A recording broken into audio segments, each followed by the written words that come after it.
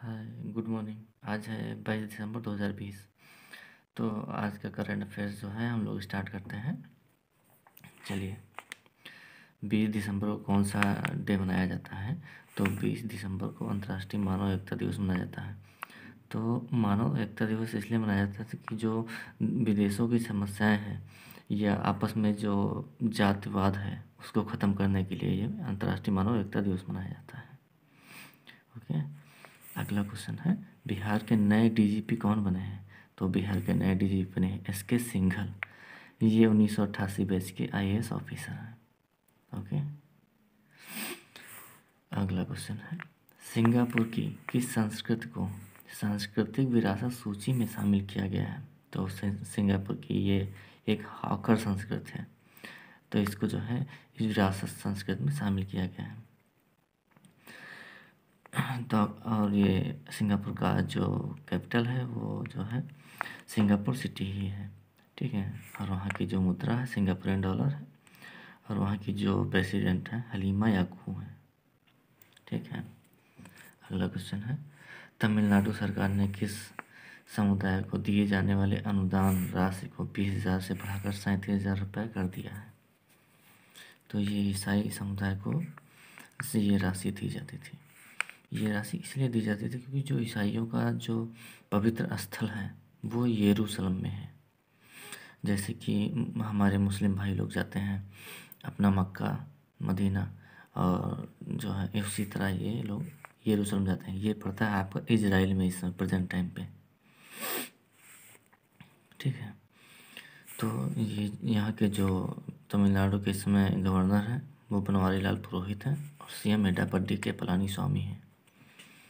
अगला क्वेश्चन, किस विख्यात पत्रकार का निधन हुआ है? तो एमजी वैद्य का निधन हुआ है। ये आरएसएस के प्रमुख विचारक पहले के थे।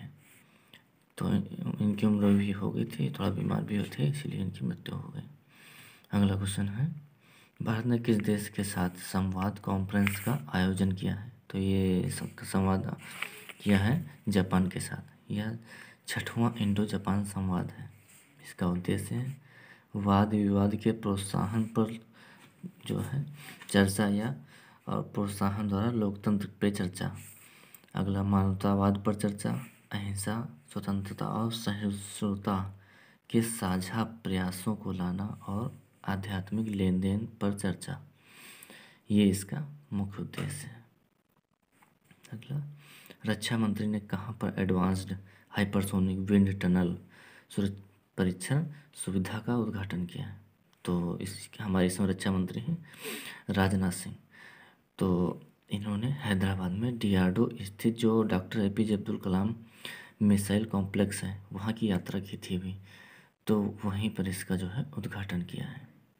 अगला क्वेश्चन है, ओएनजीसी ने भारत का 8वां हाइड्रोकार्बन उत्पादक बेसिन कहाँ पर ओपन किया है या कहाँ पर इसको खोला है? तो ये वेस्ट बंगाल में खोला। ये तेलकुआ 24 परगना जिले के अशोक नगर 1 में शुरू हुआ है। अगला क्वेश्चन है, इसी में ओएनजीसी का ओएनजीसी भारत का सबसे बड़ा तेल और गैस उत्पादक है जो हमारे देश के हाइड्रोकार्बन उत्पादन में 72% का उत्पादन करता है। अगला क्वेश्चन, रिपोर्टिंग इंडिया इस पुस्तक के लेखक हैं? तो इसके लेखक हैं प्रेम प्रकाश। इसका उद्घाटन जो है पुस्तक का किया है हमारे विदेश मंत्री एस जयशंकर ने। ठीक है। तो ये प्रेम प्रकाश जो हैं ये एशियन न्यूज़ इंटरनेशनल ANI के अध्यक्ष हैं प्रेजेंट टाइम पे। E20 शब्द है, E20 ये जो है ईंधन से जुड़ा है। इसमें क्या है 20% एथनॉल एंड गैसोलॉन का मिश्रण है।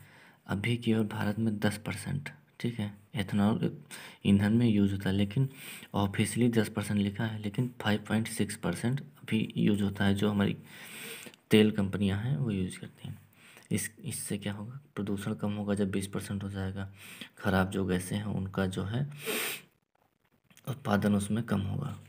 अगला क्वेश्चन है, इस किसकी रिपोर्ट के अनुसार वाणिज्यिक उद्देश्यों के लिए नॉर्थ सेंटिनल द्वीप के शोषण से इस द्वीप पर रहने वाले आदिवासी समूह का सफाया हो सकता है? तो ये रिपोर्ट आई है भारतीय मानव विज्ञान सर्वेक्षण की। इस द्वीप पर, यह द्वीप जो बंगाल की खाड़ी में अंडमान निकोबार द्वीप समूह में स्थित है। यहाँ पर जो आदिवासी हैं वो जो है उनकी जो शोषण है वो हो रहा है, ठीक है, जिससे उनका अस्तित्व खतरे में पड़ सकता है। अगला क्वेश्चन, किन ग्रहों के मध्य महान संयोजन ग्रेट कंजंक्शन की घटना हुई? तो ये हुई शनि और बृहस्पति के बीच में। 21 दिसंबर को यह घटना घटी थी, यानी कि कल। यह घटना 1623 में भी घटी थी और एक अनुमान के मुताबिक 2080 में भी घट सकती है। अगला क्वेश्चन है, international science film festival of India ISSSFFI 2020 का आयोजन कब होगा? तो इसका आयोजन 22 दिसंबर यानी आज से 25 दिसंबर तक होगा। इसमें विज्ञान और प्रौद्योगिकी के विशिष्ट क्षेत्रों में फिल्मकारों के प्रयासों और योगदानों को मान्यता मिलती है, जिससे विज्ञान और प्रौद्योगिकी को बढ़ावा मिलता है, जिससे कि हमारे जो विज्ञान से जुड़े जो नए छात्र शोध करते हैं, प्रौद्योगिकी यानी कि जो है कि ये जो है इससे जुड़े हुए जो शोध होते हैं उनको सहायता मिलती है, उनको सरकार भी प्रोत्साहन देती है।